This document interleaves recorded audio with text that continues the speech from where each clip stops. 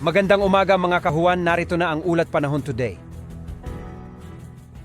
Mula sa Pag-asa Weather Forecasting Center, ito ng ating update sa magiging tayan ng panahon sa susunod na 24 oras.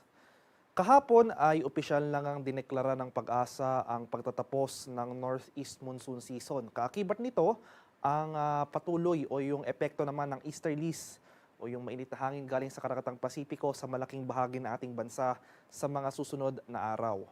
And for the next 24 hours, dahil sa easterlies, makakaranas tayo ng mga pag-ulan sa silangang bahagi ng Luzon. Samantala dito sa Metro Manila at sa lalabing bahagi ng ating bansa ay mas maaliwala sa panahon na ating inaasahan, mainit at maalinsangan na may tsansa ng pulupulong pag-ulan na may pagkulog at pagkidlat na dulot ng localized thunderstorms. At para naman sa magiging lagay ng ating panahon ngayong araw dito sa Luzon, dahil sa easterly, sasahan natin itong mga kalat-kalat na pag-ulan na may pakulog at pagkilat sa eastern section ng Luzon, particular na sa mga lalawigan ng Aurora, sa Quezon, pati na rin dito sa area ng Camarines Norte.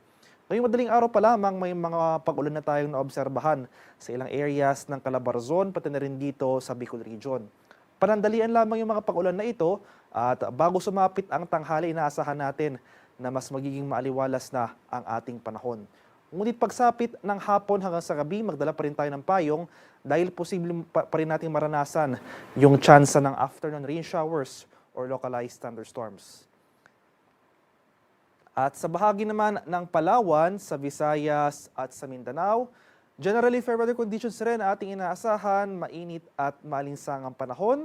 And ngayong madaling araw, may mga pag-ulan rin tayong naobserbahan na dulot ng thunderstorms dito sa area naman ng Eastern Visayas. Panandalian na rin yung mga pag-ulan na ito, mas magiging maaliwalas ng ating panahon bago sumapit ang tanghali. At may tsansa muli tayo ng mga pulupulong pag-ulan na may pagkulog at pagkilat na dulot ng thunderstorms pagsapit ng hapon hanggang sa gabi sa malaking bahagi ng Palawan, sa Visayas at sa Mindanao. At sa kalagayan naman ating karagatan, sa kasalukuyan, walang nakataas na gale warning sa anumang baybay na ating kapuluan. Ngunit iba yung pag-iingat pa rin sa ating mga kababayan na maglalayag, especially dito sa eastern section ng ating bansa dahil posible pa rin tayo makaranas dyan ng katamtaman hanggang sa maalong karagatan.